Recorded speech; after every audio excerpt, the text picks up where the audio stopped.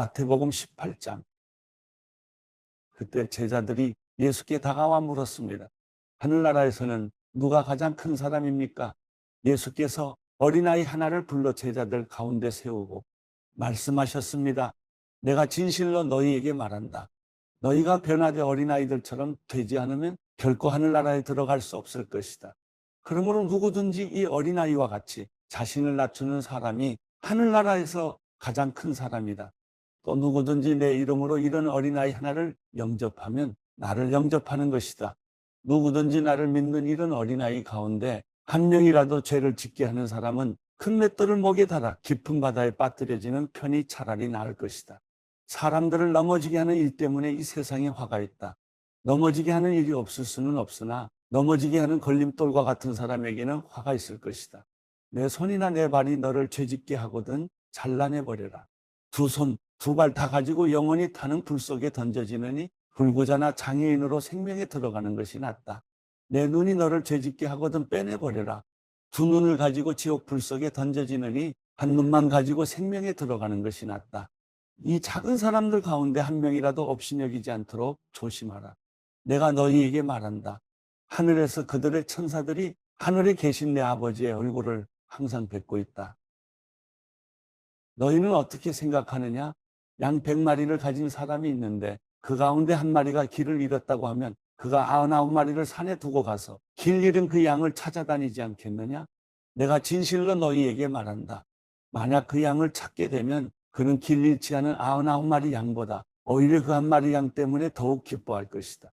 이와 같이 이 어린아이 중 한 명이라도 잃는 것은 하늘에 계신 너희 아버지의 뜻이 아니다. 만일 내 형제가 내게 죄를 짓거든 가서 단둘이 있는 자리에서 잘못을 지적해 주어라. 그가 내 말을 들으면 너는 내 형제를 얻는 것이다. 그러나 만일 내 말을 듣지 않으면 그가 하는 모든 말에 두세 사람의 증언을 얻기 위해 한두 사람을 데리고 가거라. 그러나 만일 그가 그들의 말도 거부하면 교회에 말하여라. 교회의 말조차 듣지 않으면 너는 그를 이방 사람이나 세리처럼 여겨라. 내가 진실로 너희에게 말한다. 무엇이든 너희가 땅에서 매면 하늘에서도 매일 것이요. 무엇이든 너희가 땅에서 풀면 하늘에서도 풀릴 것이다. 다시 내가 진실로 너희에게 말한다. 너희 가운데 두 사람이 땅에서 어떤 일이든지 마음을 모아 간구하면 하늘에 계신 내 아버지께서 그들에게 이루어 주실 것이다. 두세 사람이 내 이름으로 모이는 곳에는 나도 그들 가운데 있다. 그때 베드로가 예수께 와서 물었습니다. 주여, 제 형제가 제게 죄를 지으면 몇 번이나 용서해야 합니까? 7번까지 해야 합니까? 예수께서 대답하셨습니다. 내가 너희에게 말한다. 7번만 아니라 70번씩 7번이라도 용서해야 한다. 그러므로 하늘나라는 마치 자기 종들과 빚을 결산하려는 왕과 같다. 왕이 결산을 시작하자 1만 달란트 빚진 사람이 왕 앞에 나오게 됐다. 그런데 그는 빚 갚을 돈이 없었기 때문에 주인은 그 종에게 그 자신과 아내와 자녀와 전 재산을 팔아 갚도록 명령했다. 그랬더니 종이 그 앞에 무릎을 꿇고 간청했다. 조금만 참아주시면 모두 갚아드리겠습니다. 주인은 그 종을 불쌍히 여겨 그를 놓아주고 빚을 없애주었다. 그러나 그 종은 밖으로 나가 자기에게 100데나리온 빚진 동료 종을 찾아냈다. 그는 동료의 멱살을 잡으며 빚진 돈을 갚아라 하고 말했다. 그의 동료가 무릎을 꿇고 애걸했다. 조금만 참아주게. 내가 다 갚겠네. 그러나 그는 참지 못하고 가서 빚을 다 갚을 때까지 동료를 감옥에 가두어 버렸다. 이 일을 본 다른 동료 종들은 너무 기가 막혀서 주인에게 가서 이 일을 낱낱이 일러 바쳤다. 그러자 주인은 그 종을 불러서 말했다.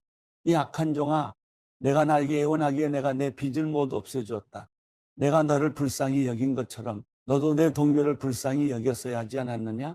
그 주인은 화가 나서 그 종을 감옥 관리들에게 넘겨주며 빚진 것을 다 갚을 때까지 감옥에 가뒀다.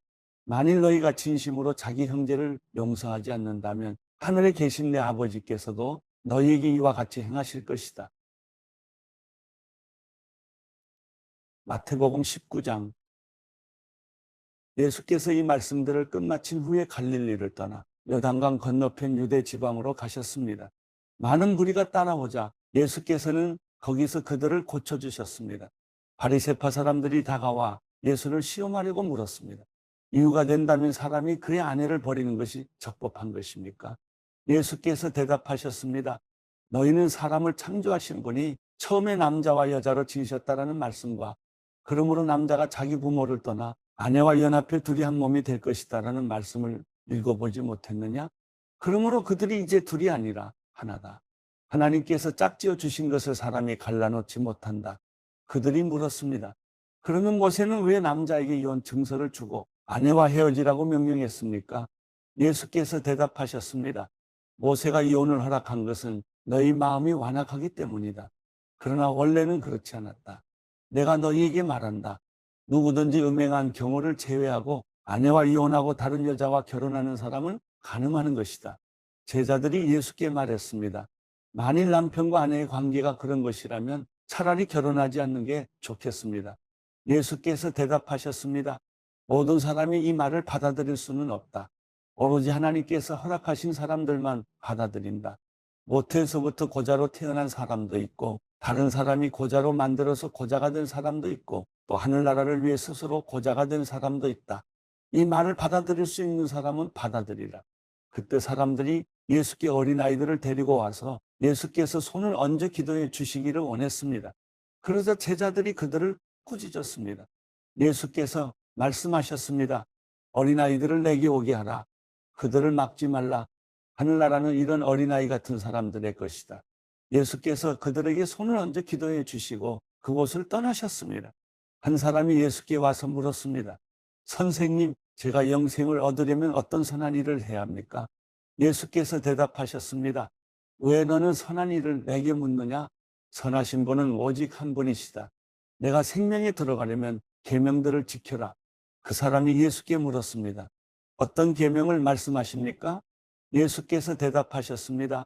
살인하지 말라, 간음하지 말라, 도둑질하지 말라, 거짓 증언하지 말라, 내 부모를 공경하라, 내 이웃을 내 몸과 같이 사랑하라. 그 청년이 말했습니다. 이 모든 것을 제가 지켰습니다. 제가 아직 무엇이 부족합니까? 예수께서 대답하셨습니다. 만일 내가 완전해지고자 한다면 가서 내 재산을 팔아 그 돈을 가난한 사람에게 주어라. 그러면 내가 하늘에서 보물을 얻을 것이다. 그리고 와서 나를 따라라.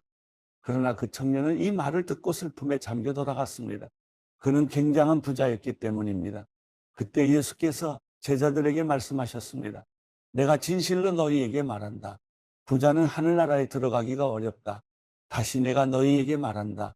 낙타가 바늘귀로 들어가는 것이 부자가 하늘나라에 들어가는 것보다 쉽다. 제자들은 이 말씀을 듣고 매우 놀라 물었습니다. 그러면 도대체 누가 구원을 얻겠습니까? 예수께서 그들을 바라보시며 말씀하셨습니다. 사람에게는 불가능한 일이다. 그러나 하나님께는 모든 것이 가능하다. 베드로가 대답했습니다. 보십시오. 우리는 모든 것을 버리고 선생님을 따랐습니다. 그렇다면 우리는 무엇을 얻겠습니까? 예수께서 그들에게 말씀하셨습니다. 내가 진실로 너희에게 말한다. 새 세상에서 인자가 자기의 영광스러운 보좌에 앉게 되면 나를 따른 너희도 12 보좌에 앉아 이스라엘의 12 지파를 심판할 것이다. 또한 내 이름을 위해 집이나 형제나 부모나 자녀나 몸밭을 버린 사람은 누구나 100배나 받을 것이며 또 영생을 물려받게 될 것이다. 그러나 먼저 된 사람이 나중되고 나중된 사람이 먼저 되는 일이 많을 것이다. 마태복음 20장. 하늘나라는 자기 포도원에서 일할 일꾼을 고용하려고 이른 아침에 집을 나선 어떤 포도원 주인과 같다. 그 주인은 하루 품삯으로 1데나리온을 주기로 하고 일꾼들을 포도원으로 보냈다. 오전 9시쯤 돼 그가 나가보니 시장에 빈둥거리는 사람들이 있었다. 그는 그들에게 너희도 내 포도원에 가서 일하라. 적당한 품삯을 주겠다라고 했다. 그래서 그들도 포도원으로 들어갔다. 그 사람은 12시와 오후 3시쯤에도 다시 나가 또 그렇게 했다. 그리고 오후 5시쯤 다시 나가보니 아직도 빈둥거리며 서 있는 사람들이 있었다. 그는 왜 하루 종일 하는 일 없이 여기서 빈둥거리고 있느냐 하고 물었다. 그들은 아무도 일자리를 주지 않습니다라고 대답했다. 주인이 그들에게 말했다. 너희도 내 포도원에 와서 일하라. 날이 저물자 포도원 주인이 관리인에게 말했다. 일꾼들을 불러 품삯을 지불하여라. 맨 나중에 고용된 사람부터 시작해서 맨 처음 고용된 사람까지 그 순서대로 주어라. 오후 5시에 고용된 일꾼들이 와서 각각 1데나리온씩 받았다. 맨 처음 고용된 일꾼들이 와서는 자기들이 더 많이 받으리라고 기대했다. 그러나 각 사람이 똑같이 1데나리온씩 받았다. 그들은 품삯을 받고 포도원 주인을 향해 불평했다. 나중에 고용된 일꾼들은 고작 1시간밖에 일하지 않았습니다. 그런데 하루 종일 떼약볕에서 고되게 일한 우리와 똑같은 일당을 주시다니요. 그러자 포도원 주인이 일꾼 중 하나에게 대답했다. 여보게 친구, 나는 자네에게 잘못한 것이 없네. 자네가 처음에 1데나리온을 받고 일하겠다고 하지 않았나? 그러니 자네 일당이나 받아가게. 나중에 온 일꾼에게 자네와 똑같이 주는 것이 내 뜻이네. 내가 내 것을 내 뜻대로 하는 것이 정당하지 않은가? 아니면 내가 선한 것이 자네 눈에 거슬리는가? 이처럼 나중된 사람이 먼저 되고 먼저 된 사람이 나중될 것이다. 예수께서 예루살렘으로 올라가시면서 12 제자를 따로 곁에 불러 놓으시고 길에서 그들에게 말씀하셨습니다. 보라, 우리는 지금 예루살렘으로 올라가고 있다. 거기서 인자는 대제사장들과 율법학자들에게 넘겨질 것이고 그들은 인자에게 사형 선고를 내릴 것이다. 그리고 그들이 인자를 이방 사람들에게 넘겨주면 그들은 인자를 조롱하고 채찍으로 때리고 십자가에 못 박을 것이다. 그러나 인자는 3일째 되는 날에 다시 살아날 것이다. 그때 세베대의 아들들의 어머니가 자기 아들들과 함께 예수께 다가와 무릎을 꿇으며 간청했습니다. 예수께서 물으셨습니다. 무엇을 원하느냐? 그 여인이 대답했습니다. 주의 나라에서 제 두 아들 중 하나는 주의 오른편에 다른 하나는 왼편에 앉게 해주십시오. 예수께서 그들에게 대답하셨습니다. 너희가 지금 무엇을 구하고 있는지 모르는구나. 내가 이제 마시려는 잔을 너희가 마실 수 있겠느냐? 그들이 대답했습니다. 할 수 있습니다. 예수께서 그들에게 말씀하셨습니다. 너희가 분명히 내 잔을 마시게 될 것이다. 그러나 내 오른편이나 왼편에 앉는 것은 내가 정해주는 것이 아니다. 그 자리는 내 아버지께서 정하신 사람들에게 돌아갈 것이다. 이 말을 들은 다른 10명의 제자들은 이 두 형제에게 분개했습니다. 예수께서 제자들을 함께 불러놓고 말씀하셨습니다. 너희도 알듯이 이방 통치자들은 자기 백성들 위해 군림하고 그 고관들도 권력을 행사한다. 너희는 그렇게 해서는 안 된다.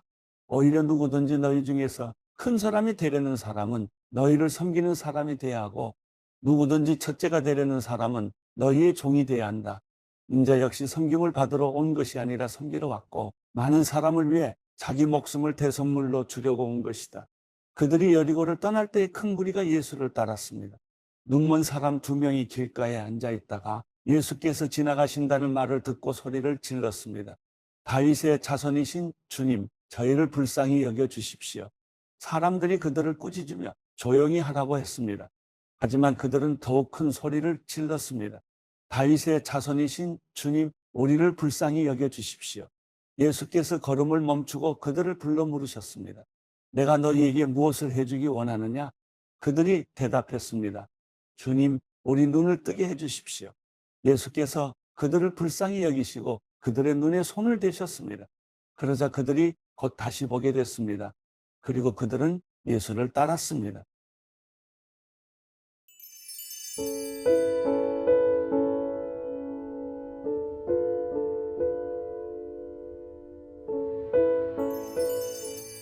시편 123편.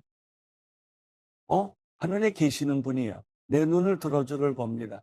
종들의 눈이 그 주인의 손을 바라보듯 여종의 눈이 그 여주인의 손을 바라보듯 내 눈이 우리 하나님 여호와를 바라봅니다. 주께서 우리에게 그 자비를 베푸실 때까지 말입니다.